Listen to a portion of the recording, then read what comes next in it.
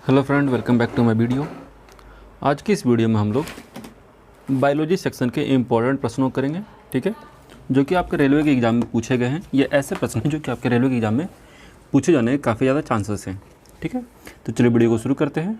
उम्मीद है आपने हमारे पहले वीडियो को देखा होगा जो कि फिजिक्स सेक्शन से दिए गए थे, और वो प्रश्न जो थे आपके ऑप्टिक्स चैप्टर यानी कि लाइट चैप्टर से संबंधित है, ठीक है। ऑप्टिक्स और लाइट से संबंधित थे, ठीक है।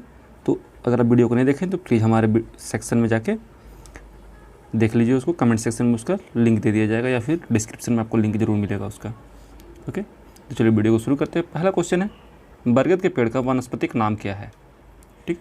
ये एनटीपीसी CBT 1 30/12/2020 के पेपर में इवनिंग शिफ्ट में पूछा गया क्वेश्चन है, ठीक है। तो जो ऑप्शन दिया गया है इसमें सही जवाब होगा फिकस बेंगालेसिस, ठीक है, ये सही जवाब है। यहाँ पे याद रखिएगा 3 और ऑप्शन देखें। ओसीमम टेनुइफ्लोम जो है ये नाम है तुलसी का। किसका नाम है? तुलसी के पौधे का नाम होता है, ये साइंटिफिक नेम है। फाइकस रेलिजियोसा जो है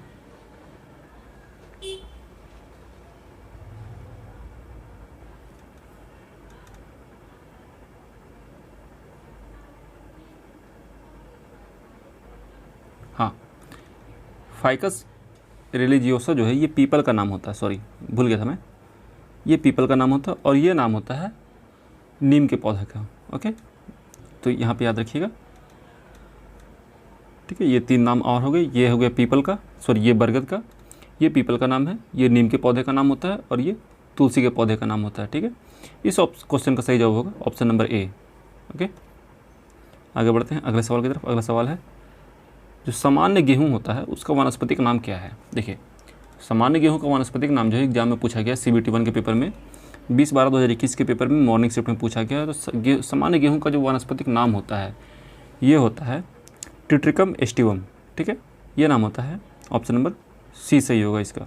और जो ऑप्शन दिया गया है ब्रेसिका कैंपेसिट्रस, ब्रेसिका कैंपेसिट्रस जो है ये होता है सरसों के, ठीक है, सरसों का नाम होता है, ठीक है। हिबिस्कस रोजा साइनेसिस, ठीक है, ये है चाइना रोज का नाम। किसका नाम है? चाइना रोज, एक पौधा होता है उसका नाम है, ठीक है। जियामेज ये है मक्का का नाम। किसका नाम है? ये मक्का का नाम है, मक्के का पौधा का रस बायोलॉजिकल नेम है, ठीक है। तो याद रखिए इसका सही जवाब क्या होगा, ऑप्शन नंबर सी। आगे बढ़ते हैं, अगला सवाल है, होमोसेपियंस शब्द किसने दिया था। देखिए, होमोसेपियंस जो है ये ही इंसान का या आदमी का साइंटिफिक नेम होता है, ठीक है। ये क्वेश्चन एग्जाम में पूछा गया है NTPC CBT 1 20/1/2021 के पेपर में मॉर्निंग शिफ्ट में। तो जो होमोसेपियंस नाम है ये दिया गया था कार्ल लिनियस के द्वारा, ठीक है। ऑप्शन नंबर ए सही होगा, ओके। बात की जाए डार्विन का, तो इन्होंने प्राकृतिक चयन का नियम दिया था। क्या दिया था नियम? प्राकृतिक चयन, ओके, ठीक है। मेंडल ने क्या दिया था? इन्होंने अनुवांशिकी का नियम दिया था। किसका नियम दिया है? अनुवांशिकी, ठीक है।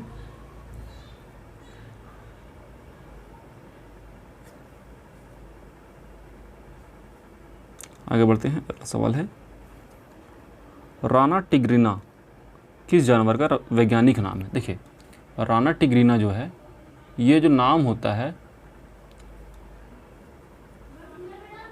ये होता है ऑप्शन नंबर डी मेढक का, ठीक है। बात की जाए तेंदुआ का, तो तेंदुआ का होता है पैंथेरा पार्डस। क्या होता है? Panthera pardus, okay. बात की जाए बाघ का, तो बाघ जो होता है इसका नाम होता है पैंथेरा टिग्रिस, ठीक है, टाइग्रिस जो भी है। बात की जाए भेड़िया का, तो भेड़िया का नाम होता है कैनिस ल्यूपस, ठीक है। तो यहाँ पे आपको ध्यान देना है, चारों का नाम बता दिया हमें। और राना टिग्रिना जो है ये देखने में लगता है किसी तेंदुआ या बाघ का नाम होगा, पर यह है मेढक का नाम। ऑप्शन नंबर डी सही होगा इसका। आगे बढ़ते हैं, अगला सवाल है, ब्यूटिया मोनोस्पर्मा किस पौधे का वानस्पतिक नाम है जो मूलतः भारतीय उपमहाद्वीप का है? देखिए, ब्यूटिया मोनोस्पर्मा जो है ये भारतीय मूल के एक पौधे का नाम है जिसको हम लोग कहते हैं पलास। ठीक है, ये एनटीपीसी CBT 1 में 28 एक के पेपर में पूछा गया है क्वेश्चन। ठीक है, बात कीजिए पीपल का, तो पीपल को बताया इसका नाम क्या होता है, इसका नाम होता है फाइकस रेलिजियोसा। ओके, नीम का नाम बताया आपको, अजाडिक्टा इंडिका। ठीक है, आगे बढ़ते हैं। बिल्ली प्रजाति के सदस्यों को दिया जाने वाला वर्गीय नाम क्या है? देखिए, जो भी सदस्य बिल्ली प्रजाति से आते हैं उनको एक वर्गीय नाम दिया जाता है, उनका वर्ग होता है फेलाइन। फेलाइन जो है उनका वर्गीय नाम है। ठीक है, देखिए जो कि बिल्ली प्रजाति के जानवर हैं उनमें आते हैं, ज़्यादातर आते हैं शेर, बिल्ली, बाघ, ठीक है, लेपर्ड, सेवर्ड, जैगवार, चीता, ये सब आते हैं। ठीक है, आगे बढ़ते हैं। अगला सवाल है, हाँ ये क्वेश्चन नंबर देने में गलत हो गया है। भारत के राष्ट्रीय पक्षी भारतीय मोर का वैज्ञानिक नाम क्या है? देखिए, जो भारत का राष्ट्रीय पक्षी है मोर, इसके वैज्ञानिक नाम की बात हो रही है। ये एनटीपीसी CBT 1 में पूछा गया 30/7/2021 के पेपर में मॉर्निंग शिफ्ट में। ठीक है, तो जो राष्ट्रीय पक्षी मोर है, भारतीय मोर, इसका जो रासायनिक नाम वैज्ञानिक नाम होता है, ये होता है पावो क्रिस्टेसस। ठीक है, पावो क्रिस्टेटस बोल सकते हैं, क्रिस्टेटस बोल सकते हैं, जैसा बोलना है बोल सकते हैं। ठीक है, ये होता है। ओके, आगे बढ़ते हैं अगला सवाल की तरफ। सवाल है, जीवों में प्रोटीन निर्माण के लिए सूचना स्रोत क्या है? ठीक है, सूचना स्रोत की बात हो रही है जीव प्रोटीन निर्माण के लिए। तो जीवों में प्रोटीन निर्माण के लिए जो सूचना स्रोत होता है वो होता है DNA। Option number C। आगे बढ़ते हैं, अगला सवाल है,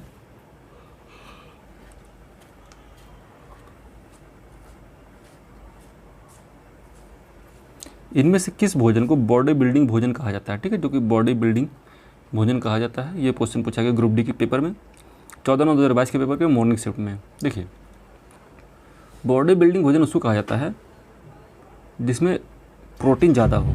ठीक है, जिस भोजन में प्रोटीन ज़्यादा होता है उसे बॉडी बिल्डिंग भोजन कहा जाता है। ठीक है, आगे बढ़ते हैं। अगला सवाल है, स्वपोषी अपने भोजन का संग्रहण किसके रूप में करते हैं? देखिए, स्वपोषी जो खुद से अपना पोषण करते हैं, ये भोजन का संग्रहण करते हैं किस रूप में? तो ये भोजन का संग्रहण करते हैं ज़्यादातर स्टार्च के रूप में। ठीक है, ऑप्शन नंबर C सही होगा।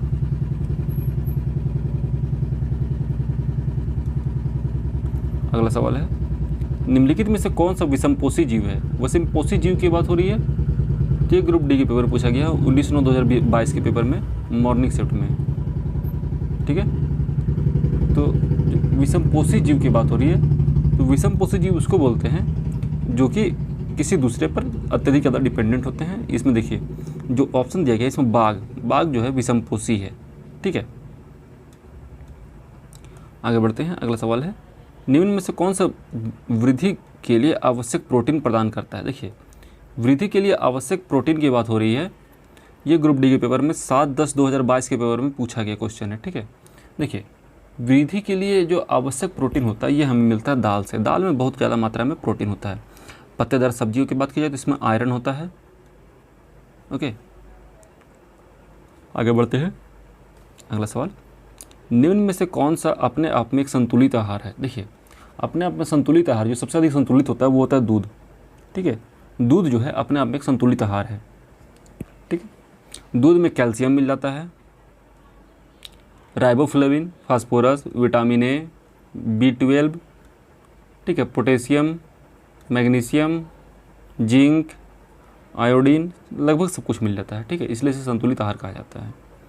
आगे बढ़ते हैं। अगला सवाल है, नीचे सूचीबद्ध खाद्य पदार्थों में से विटामिन C का सबसे प्रचुर स्रोत कौन सा है? देखिए, विटामिन C जो होता है वो ज़्यादातर खट्टे फलों में मिलता है। ठीक है, इसलिए ऑप्शन सही जवाब होगा ऑप्शन नंबर B। ठीक है, खट्टे फलों में सबसे अधिक विटामिन मिलता है। बात की जाए अंडों का, तो अंडे जो है विटामिन ए का स्रोत है। अच्छा, दाल जो है प्रोटीन का स्रोत है, ठीक है, और खजूर जो है विटामिन B1 का स्रोत है, ठीक है।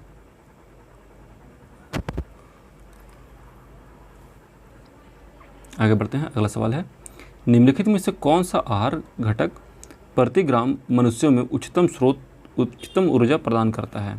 देखिए, बात हो रही है सबसे अधिक उच्चतम ऊर्जा प्रदान करता है मनुष्यों में, तो ये करता है वसा, ठीक है। वसा जो है हमें सबसे अधिक मात्रा में ऊर्जा प्रदान करता है, इसलिए इसका ऑप्शन नंबर सी होगा। बात की जाए वसा की, तो ये जो है हमें इंस्टेंट एनर्जी नहीं देता है, ठीक है, ये हमें इंस्टेंट एनर्जी नहीं देता है, ये हमें लॉन्ग टर्म एनर्जी प्रदान करता है। ओके, रूहेज की बात की जाए, इसे कहा जाता है फाइबर। क्या कहा जाता है? फाइबर कहा जाता है, जो कि ज़्यादातर फलों के छिलकों में उपलब्ध होते हैं। ओके, आगे बढ़ते हैं, अगला सवाल है, साइनोकोबालामीन, ठीक है, साइनोकोबालामीन विटामिन का मानव निर्मित रूप है, ठीक है। साइनोकोबालामीन जो है किस विटामिन का मानव निर्मित रूप है? तो याद रखिएगा, साइनोकोबालामीन जो है ये है विटामिन B12 का। किसका है? विटामिन B12 का है, ठीक है। ये जो है विटामिन B12 जो है मछली, मांस, ठीक है, अंडा और पोल्ट्री और डायरी प्रोडक्ट में अवेलेबल होता है विटामिन B12। आगे बढ़ते हैं, अगला सवाल है, खालिस्तान के 3 सक्रिय रूप है, retinal, retinol, retinoic acid, retinoic अम्ल, ठीक है। तो ये किसके किसके 3 सक्रिय रूप हैं? तो ये हैं विटामिन ए के सक्रिय रूप। ऑप्शन नंबर ए सही होगा, ठीक है। विटामिन के और भी प्रकार हैं, जैसे देखिए कुछ विटामिन होते हैं वसा में घुलनशील। किस वसा में घुलनशील होते हैं? ये है A, D, E, K, ठीक है। आगे बढ़ते हैं,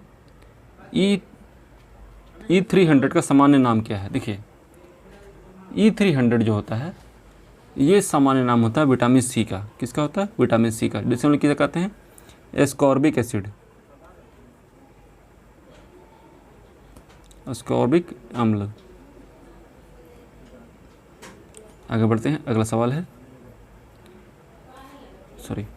निम्नलिखित में से कौन सा सूक्ष्म पोषक तत्व थायराइड ग्रंथि के सामान्य कार्य प्रणाली के लिए आवश्यक है?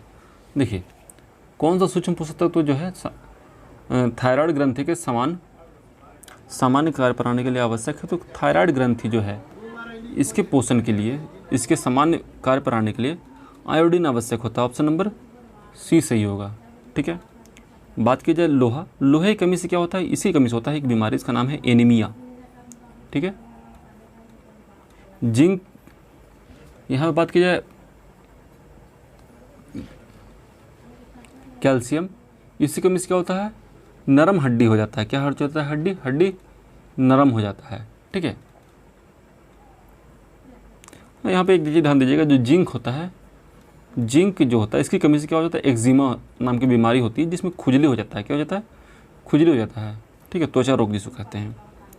आगे बढ़ते हैं, अगला सवाल है, कोबाल्ट किस विटामिन में पाया जाता है? देखिए, कोबाल्ट जो है ये ज़्यादातर विटामिन B12 में पाया जाता है, जो कि पोल्ट्री प्रोडक्ट और डायरी प्रोडक्ट में होते हैं, ठीक है। अगला सवाल है,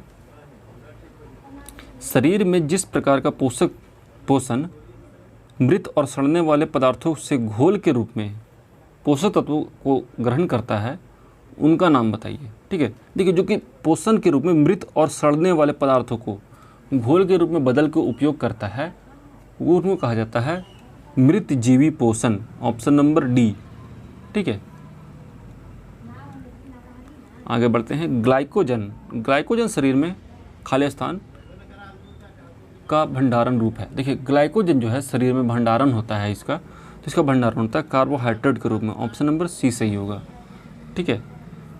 कार्बोहाइड्रेट के रूप में इसका भंडारण होता है। ये क्वेश्चन NTPC CBT 1 में 5/4/2021 के पेपर में इवनिंग शिफ्ट में पूछा गया क्वेश्चन है, ओके।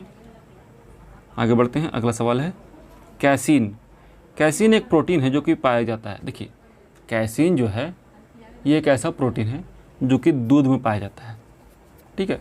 और दूध का रंग जो है कैसीन के चलते ही सफ़ेद होता है। कैसा होता है? सफ़ेद। और गाय के दूध में कितना कैसीन होता है? याद रखिएगा 80% से ज़्यादा कैसीन होता है, ठीक है। तो आज के वीडियो में इतना ही था फ्रेंड। हम लोगों ने लगभग 22 क्वेश्चन किया है, ठीक। और उम्मीद है कि वीडियो आपको अच्छा लगा होगा और आप वीडियो को एंड तक देखे होंगे। मिलते हैं नेक्स्ट वीडियो में। अगर वीडियो अच्छा लगा हो तो प्लीज़ वीडियो को लाइक करिए, चैनल को सब्सक्राइब करिए इसी टाइप के और भी वीडियो के लिए। मिलते हैं नेक्स्ट वीडियो में। तब तक के लिए जय हिंद, जय भारत, अपना ख्याल रखिएगा and finally thanks for watching.